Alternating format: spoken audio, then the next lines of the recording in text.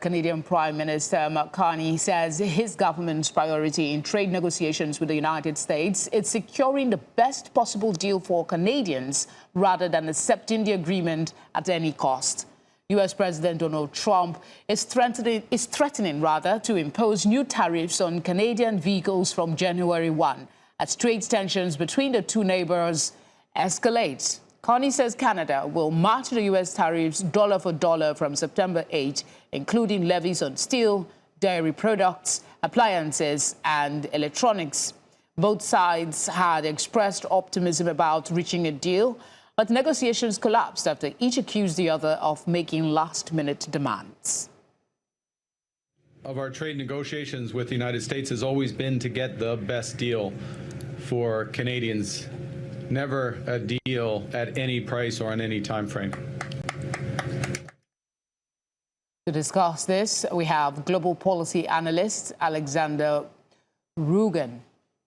Von Rugen, thank you very much for joining us all the way from Ontario.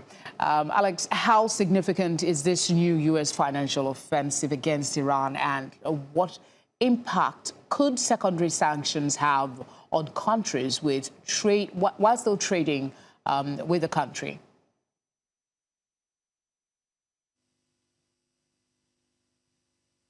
To economic outcasts.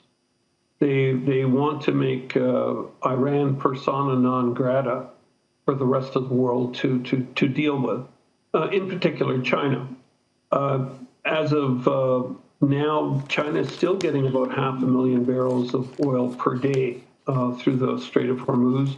That's down from 1.4 million per day at the height prior to the conflict. With these new sanctions, it's going to hit hard because they're going to go after banks, they're going to go after ship owners, they're going to go after any middlemen that facilitate commerce with Iran. They've particularly attacked the crypto markets in seizing about $500 billion worth of cryptocurrencies, allegedly through trade from Iran. So they've been doing their homework. It's taken this long to get there, and they feel that this is going to be the final throes of isolating Iran to expedite the regime change from within. Recent speeches given by their elected officials indicate that Iran is ready to negotiate. That was much criticized by the right-wing hardliners last week because it was a sign of weakness. And it is a sign of weakness because the interior of the country is imploding. So how this will affect other countries with the sanctions, I guess it's how much they want to embolden themselves into continuing to deal with Iran. Most of the countries have already succumbed. Main trading partners, the UAE in particular, they've allegedly seized about $530 billion worth of Iranian assets and businesses.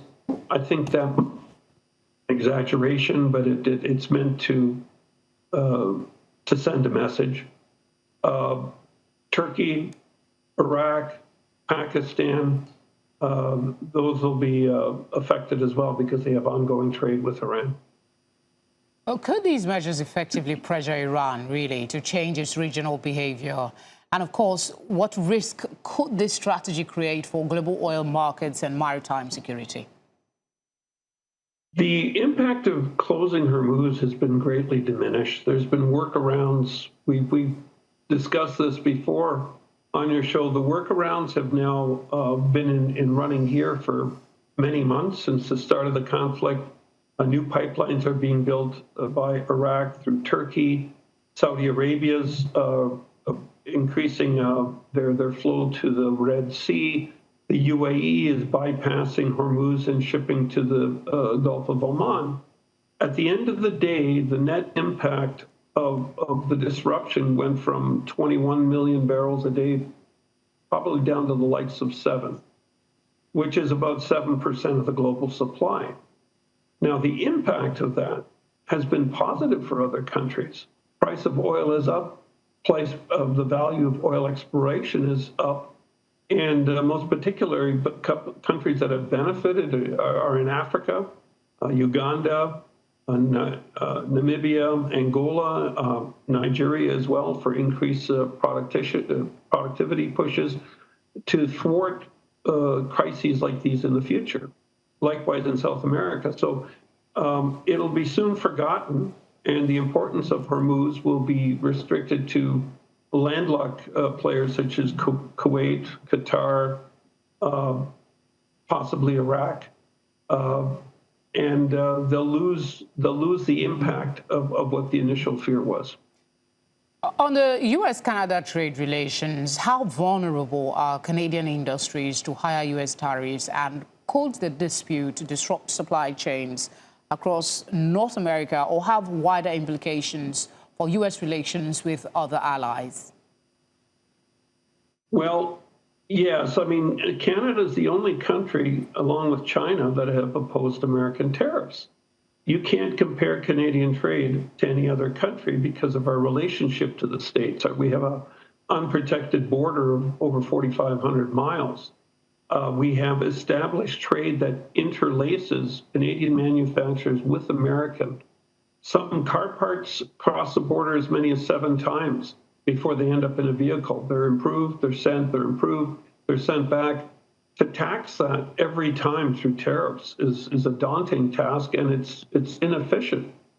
The tariffs, as I've said earlier, are on the American taxpayer.